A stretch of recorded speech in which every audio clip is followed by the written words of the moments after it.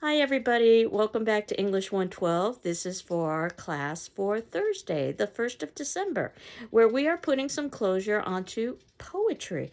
And also you can see in the notes below, I've got some due dates. Obviously you've handed in your second journal about dramas, and I'm working on getting those back to you. And your second paper about drama, which would be similar to your first paper on short story, except this time you're focusing on drama, according to our syllabus, would be due December 8th, but I will accept it up until the 15th, which is Thursday, and that happens to be our very last day of class, believe it or not. So we basically have the rest of our time devoted to poetry. And I'll try to be flexible with due dates, but definitely you want to make sure that everything is in by the 15th because I have my own due dates that I need to meet. So I can't be accepting anything past the 15th, which is when your third journal is going to be due on poetry. It'll be very similar to the journal you wrote on short story and drama.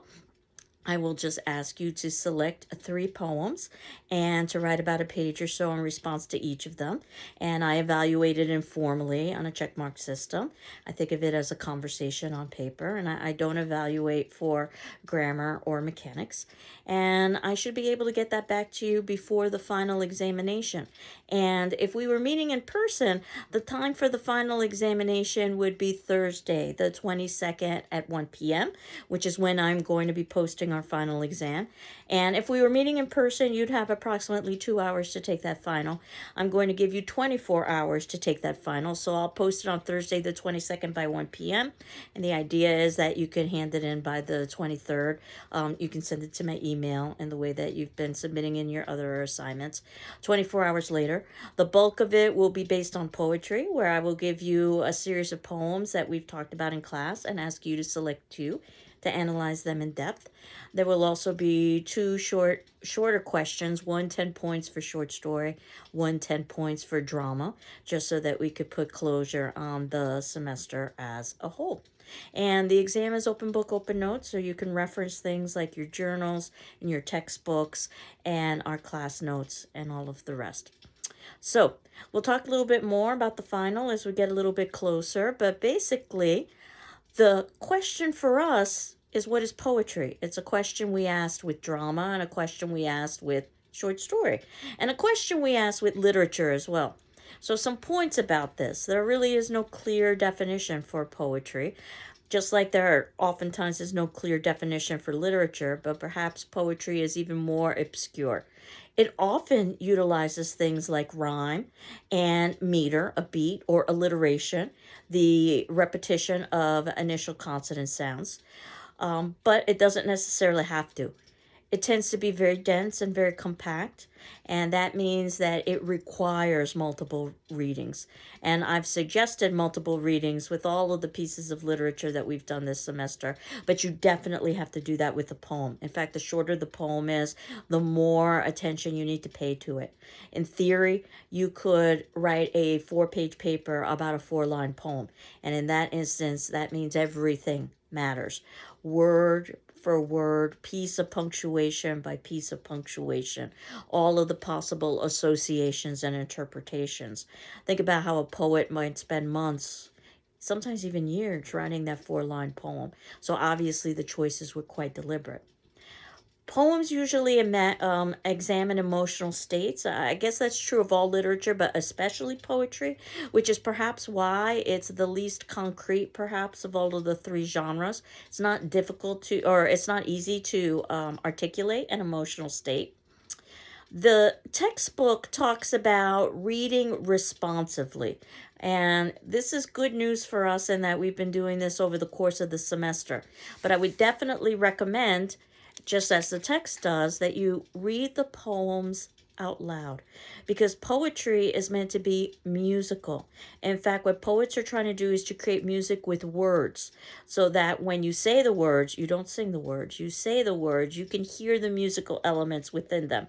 Obviously, if you were to sing these words, or if you were to have musical instruments playing in the background, it would be much easier to appreciate the melodic nature of those words. But it's something that we're trying to determine with the text itself. And oftentimes you can listen to professional readers read poetry. In fact, this is something that I'll be directing you to over the next several classes. Sometimes the poets themselves are reading their own poetry.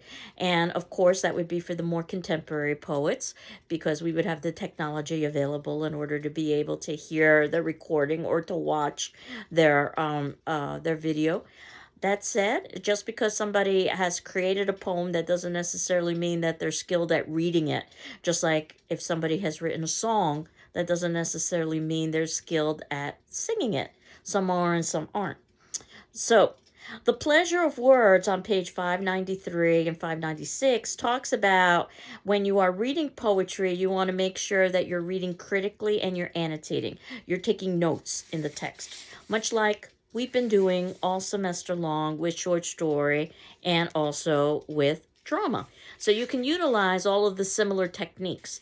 And in fact, they give you an example of a poem called Catch that I wanted to review with you to talk about how you could go through that particular poem and you could try to, the word is explicate, and explicate sounds like explication, which is what you're doing, a very careful analysis of a poem.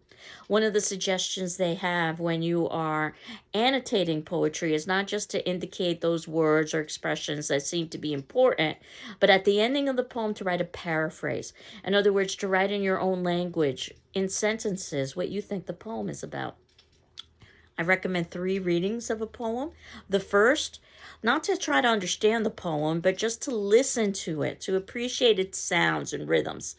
The second, to try to understand it. And then the third, to try to analyze it. So this poem, Catch, which is on page, for our particular text, 596, the text that I had ordered for class, it's written by Robert Francis in 1950. And the poem reads, 2 boys uncoached are tossing a poem together. Overhand, underhand, backhand, sleight of hand, every hand. Teasing with attitudes, latitudes, interludes, altitudes. High, make him fly off the ground for it. Low, make him stoop. Make him scoop it up. Make him as almost as possible miss it. Fast, let him sting from it. Now, fool him slowly. Anything, everything, tricky, risky, nonchalant. Anything under the sun to outwit the prosy. Over the tree and the long sweet cadence down. Over his head, make him scramble to pick up the meaning. And now, like a posy, a pretty one plump in his hands. And the paraphrase they give you, and probably your first response, if this is the first time hearing the poem, was, huh? So you're going to have to read that poem on your own and listen to it being read multiple times. The paraphrase is that a poet's relationship to a reader is similar to a game of catch. The poem, like a ball, should be pitched in a variety of ways to challenge and generate interest. Boredom and predictability must be avoided if the game is to be engaging and satisfying. So, when we go through this particular poem, if we were to explicate it, to go through it word by word, line by line, notice the first line reads, 2 boys uncoached. And I would start with the word 2. That 2 is important, TWO, because in a game of catch, you throw a ball and there is an exchange between 2 people. When we have a poem, there is also an exchange between 2 people, the writer and the reader. Boys. So this idea of childhood, which is something that you do as a child, you have fun, you can do it for entertainment, especially because they are uncoached, which means that they don't need to be taught how to either play a game of catch or to write or read poetry. I think it's important that it be boys and not girls when we think about the time period of this poem, 1950, when definitely writing poetry and even reading it professionally was very male-centric.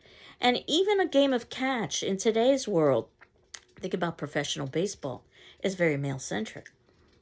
So there are these two boys. I would argue two is significant, boys is significant, and coached is significant. They're tossing a poem together. That a poem is like a ball that can be tossed back and forth. In other words, reading a poem and writing a poem is much like playing a game of catch. It can be entertaining, but it can also be a workout.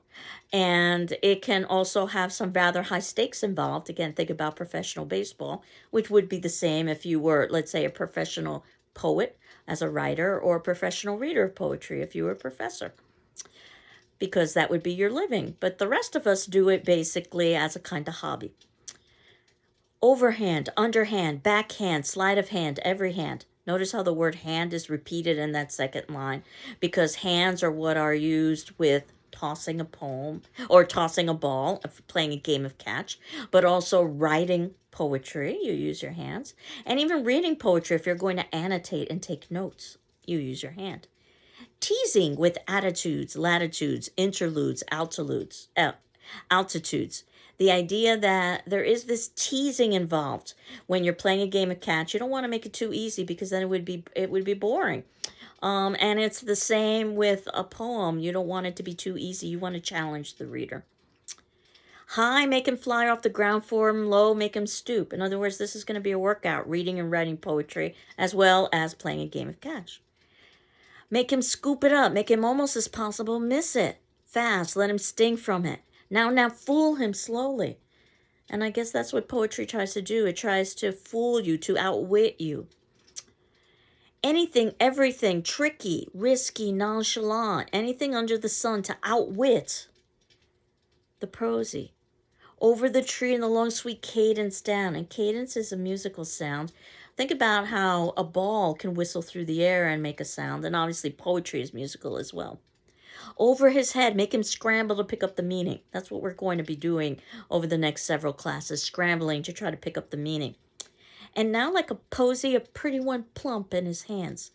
And notice all the P sounds, posy, pretty, plump, which also is a P sound for poetry. This is called alliteration, when you are repeating the initial sounds of words, as opposed to rhyme, when it's the ending sounds of words that are oftentimes repeated. So what you've got in this poem is this metaphor, this comparison between two seemingly different things, playing a game of catch and reading and writing poetry. And the poem shows the connections between the two. In fact, there's even a sample paper starting on 598 talking about this poem, Catch. And you can see that it's several pages long, even though the actual poem itself was only about 11 lines or so. And the good news is that it's similar to other kinds of papers that you would write, with an introduction that would have the name of the text and the author and a thesis, body paragraphs that would be your defense of your thesis with quotation from the actual poem itself. And then finally, you would have a concluding paragraph that would tie up loose ends. And notice that we can refer to the poem by the line number of that particular poem when our parenthetical documentation.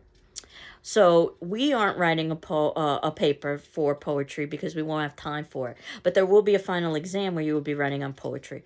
Now, certainly I don't expect the final exam to be as well written or as well argued as an academic paper. But still, you should be able to synthesize some of the major points.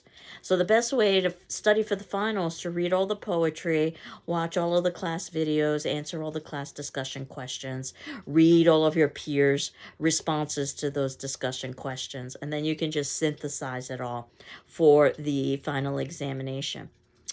And they give you even a list of suggestions for approaching poetry. This might be something that you might want to dog ear on page 606. Assume that you have to read that poem multiple times. Pay attention to the title. As we've already established, titles are important. As you read for the first time, don't try to understand it. Just listen to the way it sounds. Then on the second reading, you can try to understand it. Look up any words or passages you don't know. You should always do this when you're reading, but especially with poetry because it's so short, you need to understand every single word. Read the poem out loud or have somebody read it to you so that you can hear it. Read for punctuation. In other words, stop at periods, pause at commas, because the punctuation can be just as important as the actual language. Paraphrase. as we were doing with Catch. Try to put it in your own words in a couple of sentences. Try to get a sense of who is speaking and whether or not there's a setting or a situation. Assume each element in the poem has a purpose. Even if you aren't able to determine the purpose, you should assume there's a purpose. Be generous. Be willing to entertain more than one interpretation, especially with poetry, which is oftentimes so ambiguous. Try developing a coherent approach. So, for instance, if you were going to be reading poetry, what you could see is that you might think that the author's biography might be useful.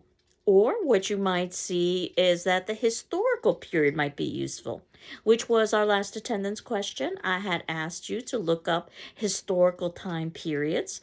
And while you aren't required to respond to your peers, you are required to read your peers' responses. And what you will find in reading everybody's responses is that you should have a good overview of some of the major elements of the history of 430 BC Greece, of the history of the 1590s England, and of the history of the 1950s United States, specifically Chicago. So if we were meeting in person, I would read those to you, but since you're already reading the discussion forum responses, I will, or you should be reading the discussion forum responses. I'll leave it up to you to read the responses from your classmates about what they found about the historical time periods. While we move forward to talk about the difference between formulaic poetry that's written just for pure entertainment and profit. Not that there's anything wrong with entertainment and profit. Probably you'd see that kind of poetry in a greeting card, for instance, or perhaps even in a song. Songs can have lots of musical elements and poetic elements associated with them, as opposed to a poem that, yes, it could be written for entertainment and profit, but there's an additional reason. It's trying to make some sort of a social statement. It has some kind of depth or complexity. And we're given two poems, and whenever possible, I'm giving you the links to the poems. Unfortunately, there are no links that I can share with you from some of the textbook material because that's copyrighted. However, you know that our textbook is on reserve in the GCC library if you needed to reference those sections because you don't have a text. The first poem that they talk about, and this is in section 7 of the notes, is a poem called The Magic of Love. And they compare that to another poem that's also about love, Love Poem. And let me tell you that although these poems have very similar titles, they're very different kinds of poems. And I wanted to read both of them to you. Unfortunately, I wasn't able to find Magic of Love online, but again, I can read that to you. And I think you'll see pretty quickly that this is an example of a formulaic poem, something that doesn't have a whole lot of depth or complexity to it. Magic of Love, date unknown, by Helen Ferries. There's a wonderful gift that can give you a lift. It's a blessing from heaven above. It can comfort and bless. It can bring happiness. It's the wonderful magic of love. Like a star in the night, it can keep your faith bright. Like the sun, it can warm your hearts too. It's a gift you can give every day that you live, and when given, it comes back to you. When love lights the way, there is joy in the day, and all troubles are lighter to bear. Love is gentle and kind, and through love you will find there's an answer to your every prayer. May it never depart from your two loving hearts. May you treasure this gift from above. You will find if you do, all your dreams will come true, and the wonderful magic of love. And I hope you can hear that beat. La la la la la la la la la la. It's a very simplistic poem. It basically doesn't require a lot of thought or effort. You could probably read it once and understand it. It's the kind of poem you'd find on a greeting card that perhaps you could give with a gift to grandma. And again, she doesn't have to wonder about what your intentions are. It's very generic, very stereotypical. It can apply to a lot of people in a lot of situations, which would be perfectly appropriate for a greeting card because, again, you want to sell as many greeting cards as possible. That said, that poem probably doesn't require the kind of depth of analysis as the next poem, which also happens to be about love. It's called Love Poem, and this is on page 610 of our text, but also I was able to find a link for it, which you can see in the 7th section in our notes below. And I'll read the poem to you. Love Poem by John Frederick Nims, written in 1947. My clumsiest dear, whose hands shipwreck vases, At whose quick touch all glasses chip and ring, whose palms are burrs in china, or are bulls in china, burrs in linen, and have no cunning with any soft thing, except all ill at ease fidgeting people. The refugee uncertain at the door, you make it home. Deftly you steady the drunk clamoring on his undulant floor. Unpredictable dear, the taxi driver's terror, shrinking from far headlights pale as a dime, yet leaping before red apoplectic streetcars, misfit in any space and never on time. A wrench in clocks and the solar system. Only with words and people in love you move at ease. In traffic of wit expertly maneuver and keep us all devotion at your knees. Forgetting your coffee spreading on our flannel, your lipstick grinning on our coat. So gaily in love's unbreakable heaven, our souls on glory of spilt bourbon float. Be with me, darling, early and late. Smash glasses. I will study wry music for your sake. For should your hands drop wide and empty, all the toys of the world would break. And probably your first response after hearing this poem or first reading it is, huh? Unlike the previous poem, The Magic of Love, it's not clearly understandable. We do need to read it multiple times. And if you're looking at this poem, you'll notice that it's divided up into sections. Those sections almost look like paragraphs. They are called stanzas when you see sections divided up in a poem in this fashion. And they serve the same function as paragraphs. Each time you have a new topic or a new idea, you've got a new stanza. So basically, in terms of this particular poem, if we were going to paraphrase it, what this poet is saying is that this person is quite clumsy physically, but has a great deal of grace when it comes to emotions and to social relationships. Now, if we were going to explicate this poem and go through this poem word for word, and in fact, since this poem is divided up by stanzas, it might make sense to address each stanza in turn. So the first stanza, my clumsiest dear. And I can just stop right there. Dear is a term of affection, but clumsy is usually seen as something negative. And the title is love poem, so we're wondering, how is this a love poem if the first element within the poem is determining this person is clumsy, which seems to be negative. And we read on, my clumsiest dear who hands shipwreck vases. This person doesn't just break vases, they shipwreck them. In other words, this is a disaster, a catastrophe. At whose quick touch all glasses chip and ring. This is the person that whenever there's glass around, they're always knocking the glasses together and chipping them. Of course, they would ring, make a noise if they were clinking against one another. Whose palms are bulls in china. I don't know if you've ever heard the expression a bull in a china shop. In other words, this person's quite clumsy and is always breaking things. Burrs in linen. Linen is a very soft fabric, but a burr happens to be a plant with little, I guess, little sticky stakes on it that can attach itself to your clothing. Again, the idea of taking something that's soft and then making it into something that is rough. And have no cunning with any soft thing. So the first stanza basically establishes that this person is clumsy. The second stanza, though, shifts direction. Except is how the second stanza begins. Except all ill at ease fidgeting people. The refugee uncertain at the door, you make it home. In other words, this person's grace is with fidgeting people who are ill at ease. Imagine somebody who's not only just ill at ease and socially uncomfortable at your door, but a refugee. When we talk about a refugee, it's somebody who's homeless, somebody who's looking for a place, looking for community. So that's as extreme as the shipwreck. But this person is made to feel comfortable because of the clumsiest deer who's clumsy with things is not clumsy with people. In fact, deftly you steady the drunk clamoring on his undulant floor. That's also a tricky social situation. Someone who's had too much to drink in your home, how do you allow them to maintain their dignity but also get them home safely because they are visiting your home and they need to go back to their home? Third stanza. So this is another shift, and now we go back to show how this person is physically clumsy. Unpredictable dear. Dear, again, is a term of affection, but unpredictable is not necessarily a positive thing. The taxi driver's terror. So in other words, taxi drivers are afraid of this person. Why? Shrinking from far headlights pale as a dawn, yet leaping before red apoplectic streetcars.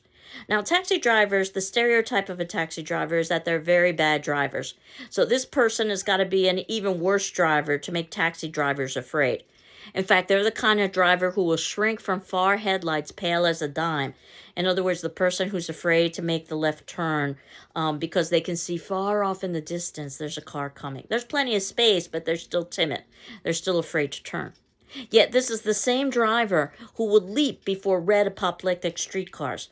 This is the person who basically will cross a railroad tracks when the train is coming, so to speak, and barely have that train miss them. So in other words, they are taking unsafe turns. In other words, they're very poor drivers. They're a misfit in any space. And also, never on time. So this is somebody who not only is never on time, the next stanza, rather than talking about something positive, begins to continue with its negative assessment of never on time. This person is a wrench in clocks and solar systems. So this is not just somebody who's late. This is somebody who basically disturbs the time-space continuum. Only with words and people and love you move at ease. So now this stanza is combining the negatives of being a wrench in the solar system with the positives of the person's grace with other individuals.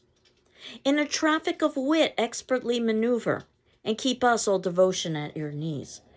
And a traffic of wit works so nicely because we were just talking about driving, and traffic is associated with driving a car. But speaking is also similar to driving a car, and you can have a traffic of wit just like you can have a traffic when you're driving. Think about all of the parallels between driving a car and driving a conversation, in that it can be stop and go, that it requires skill, that the situation requires you to be adaptable, that sometimes you can get into an accident. Sometimes it can even be fatal. And both of those work for, all of those comparisons work for both driving a car and also having a conversation. So a traffic of wit, I think, is a great expression. And we're all devotion at your knees. They love this person so much that they're kneeling in front of them. That's why they're at the person's knees. And then the next stanza, forgetting your coffee spreading on our flannel. This is somebody who has spilled coffee on other people's clothing. Your lipstick grinning on our coat. They've left behind their makeup.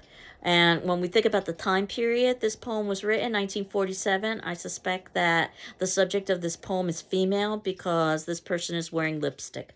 Not to say that males couldn't wear lipstick, but again, in the 1940s, the assumption would be that we're probably referencing a female. So gaily in love's unbreakable heaven. The one thing you can't break is love. Our souls on glory of spilt bourbon float. In fact, when things are spilled and broken, this family, they celebrate because that means this person is nearby. In this instance, they've spilled bourbon. Be with me, darling, early and late. Again, another term of affection, darling, but again, time doesn't matter. Smash glasses. I'll study rhyme music for your sake. The idea that something smashing or breaking is musical because that means that person is nearby. For should your hands drop white and empty, in other words, if this person were to die, all the toys of the world would break. I love that line. Imagine if all the toys of the world would break, and all of the positive associations with toys and youth and joy, if all would break at the same time, and all of that would be gone. So, if nothing else, I think you can see there definitely is a difference in complexity between these two poems. Between the poem The Magic of Love, which was very simplistic and cliche, though it did have rhyme and meter, but just because a poem has rhyme and meter, that doesn't necessarily mean it's a good poem. We talked about this with Bonham when he was saying the raging rocks and shivering shocks shall break the locks of prison gates, and Phoebus' car shall shine from far. Or even think about a very common poem, roses are red, violets are blue, sugar is sweet, and so are you. There is rhyme, but that doesn't necessarily make it a great poem. So, I wanted to end by talking about scanning poems. There is a way you can go through a poem and determine its construction, much like you can diagram a sentence. I don't know if any of you have ever diagrammed a sentence before. When you go through a sentence and you determine the parts of speech, where the nouns are, the verbs, the prepositions, so forth and so on. And the idea is that if you can diagram a sentence and identify the parts of speech, then you should be able to transfer those skills over to writing a sentence. Though I've never really seen that. I've taught classes in grammar, and I've never really seen how somebody has been able to diagram a sentence and transfer that over to their own writing. I think the way you learn how to write is through writing. But there is some use to understand what makes up a sentence. You need to have a verb, which is an action, and you need to have a noun, which is a person, place, thing, or idea. And specifically, that noun has to be a subject, who or what is performing the action. And the sentence needs to express a complete thought. So you need to have all of those elements in place. Now, when you are scanning a poem, you're doing something similar when that you are looking at the poem at its construction and you're trying to determine whether or not there is a pattern in terms of the meter, the rhyme, and the rhyme. The meter would be the beat of the poem. And one example that they give you is on page 760. I'm going to read this poem to you out loud. And it's called Waiting for the Storm. And if you were to look at this poem, not on the web link that I had provided, but if you were to look at it in our textbook, you would see that it looks odd because there are all of these slashes and there are also accent marks as well. As you know, in English, we don't use accent marks. In other languages, such as Spanish, accent marks are used. That's not to say that we don't emphasize particular parts of words. We just don't indicate where the accent is, which is why for someone who is not born and raised in this area, it's difficult for me when I think of Bernardston or Bernardston. Obviously, I'm putting the accent in different places with both, but since there isn't an accent mark when we spell out the word, I have to remember where the correct accent is, and I oftentimes forget that. But with Waiting for the Storm, we can see that this person has gone through and identified, they've scanned the poem for both the beat, for the syllables, and also for the accents, the stressed and the unstressed syllables. Now, if I were just to read this poem the way that it appears, Waiting for the Storm by Timothy Steele, 1986. Breeze sends a wrinkling darkness across the bay. I knelt beneath an upturned boat, and moment by moment felt the sand at my feet grow colder, the damp air chill and spread. Then the first raindrops sounded on the hull above my head. However, if I were to read it for the beat, I'm going to try to read it in the way that it is scanned. It would sound something like this. Breeze sent a wrinkling darkness across the bay. I knelt beneath an upturned boat, and moment by moment felt the sand at my feet grow colder, the damp air chill and spread. Then the first raindrop sounded on the hull above my head. And I hope you can hear this rhythm. And much like when you're diagramming a sentence and you were to identify that there's 2 nouns and 3 verbs and a preposition, my response would probably be, so what? In other words, it's not important unless you can make it into an argument when you're analyzing literature. So for instance, you might say that in a sentence of one of our short stories, there were 4 pronouns of I. And of course, my question to you would be how and why is that important? And you could argue, well, the character is very self-centered, so they're oftentimes referring to themselves. So in this instance, it's important that the pronoun I is used 4 times. So it would be important for you to talk about the grammatical construction of the sentence. The same thing with the poem. You might be able to identify a rhythm. Actually, it has a term, iambic trimeter, but there also is some variation in that. But the question is, how or why is that important? And I would argue it would be important in this poem because of the subject of the poem. Note the title, Waiting for the Storm. This is somebody who's waiting for a storm. There's a breeze that sends a wrinkling darkness across the bay. And notice that with poetry, you've got staggered lines rather than a line that goes from one end of the page to the other. That's the difference between poetry and prose or complete sentences. And just because a line ends, that doesn't necessarily mean in a poem that that's the ending of the thought. It can continue on to the next line. And in fact, the ending punctuation may not necessarily be at the ending of the line. It could be in the middle of a line. And again, these are all deliberate choices that an author has made, and we have to ask ourselves, why would they make these choices? And again, if we can't answer that question, then we can go on to another question, but definitely there are reasons why the authors made these choices. So, in this instance, while a breeze is sending a wrinkling darkness across the bay, so this person is by the water, I knelt beneath an upturned boat. In other words, they're kneeling underneath a boat probably so they can get cover because they're waiting for the storm. And moment by moment felt the sand at my feet grow colder. So they're at something like a seashore because there's sand there. And the damp air was chill and spread. So in other words, it's getting colder as the weather is changing. Then the first raindrop sounded. So now it's beginning to rain on the hull above my head. So this is the person who's underneath the boat that they've taken for cover. Well, it would make sense that we would have a beat if that beat is going to mimic the sounds of raindrops. Because again, breeze sent a wrinkling darkness across the bay I knelt, beneath an upturned boat, and moment by moment felt the sand at my feet grow colder, the damp air chill and spread. Then the first raindrop sounded on the hull above my head. And notice how it increases in frequency, and that would indicate that the rain is increasing in frequency as the beat is coming more frequently and faster through the course of the poem. So this would be one way of analyzing this poem, is saying that the meter or the beat of the poem mimics the sounds of raindrops, which makes sense because this person is waiting for a storm.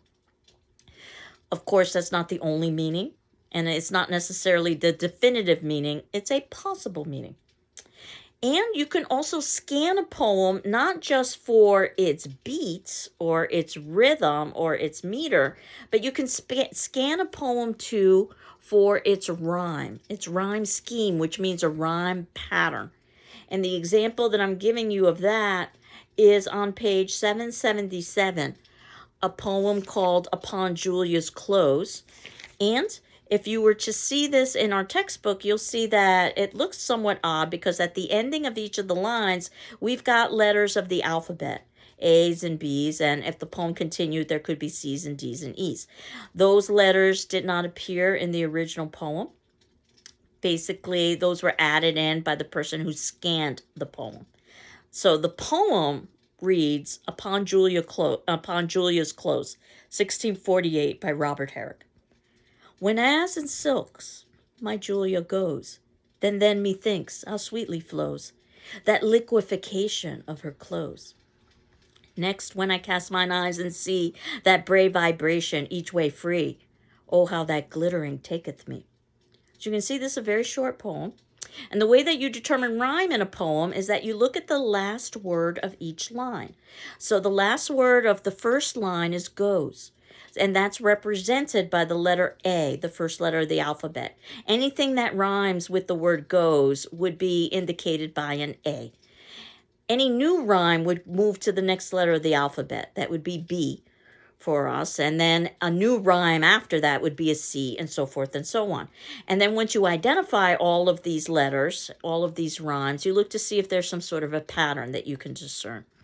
Well, if I look at the second line, the last word is flows. Flows rhymes with the word goes, which was the last word of the first line.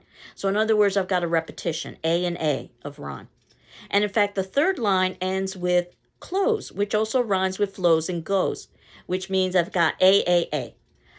3 lines in a row that rhyme. And in fact, all 3 of those lines are one stanza because now we've got a break. And now we go to a second stanza. And it turns out that the last word of the fourth line, which is the first line of the second stanza, is C. But C doesn't rhyme with goes, flows, or close. So that's a new rhyme. That's rhyme B. We go to the next letter of the alphabet. And then we go to the last word of the following line, which is free. And free does rhyme with C. So that's a repetition of the letter B. And then lastly, me. is the last word of the last line that rhymes with free and C. So in other words, they all rhyme together, BBB. So what we've got in terms of a rhyme scheme or a rhyme pattern is AAA, BBB. In other words, the first stanza all rhymes together, and then the second stanza all rhymes together. And then our job, once we've determined that there seems to be a rhyme scheme or pattern, is how or why could that be significant? So now we've got to look at the poem again to try to determine how that can be. So this poem is upon Julia's clothes. So this is somebody who's meditating on the idea of someone named Julia and her clothing. Again, keep in mind this is 1648. When as in silks my Julia goes is the first line. And this person says, my Julia, so we assume that this person has a close relationship with this person, Julia, and is admiring this person, Julia's clothing. When as in silks my Julia goes, then methinks how sweetly flows that liquefaction of her clothes. So we've got the pronoun her to say that Julia is a female, and that basically, if you know anything about silk, it is a very smooth and a very flowing kind of fabric, which is basically what this person says. Methinks how sweetly flows that liquefaction of her clothes. In fact, the movement of the fabric is almost like liquid because she's wearing silk. Now the second stanza is next. So something is occurring after this. When I cast mine eyes and see that brave vibration, each way free, oh, how that glittering taketh me. Basically, what's happening in this next stage is that this person is no longer looking at Julia's silk clothing because she's removed her clothing. Now this person is looking at Julia nude and appreciating that even more than the silk movements of the clothes. In other words, we've got two different stages here. Stage A is of dress and stage B is of undress. It makes perfect sense that each stanza has a different rhyme because we're talking about a different state of being. The first being dressed and then undressed, and then you can use your imagination if the poem went on for what happens with a state C or a third stanza if you so wanted to have that. So this is one reason why we've got this rhyme scheme or rhyme pattern of AAA, which represents Julia clothed in silks, and BBB, which represents Julia having removed her silk clothing and now being nude.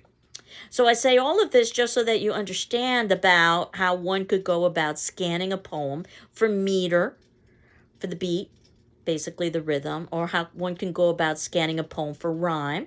But again, it's like diagramming a sentence. You want to do more than just scan and identify the rhyme or the meter. You want to talk about how and why that rhyme and meter is important, or else it's not worth mentioning.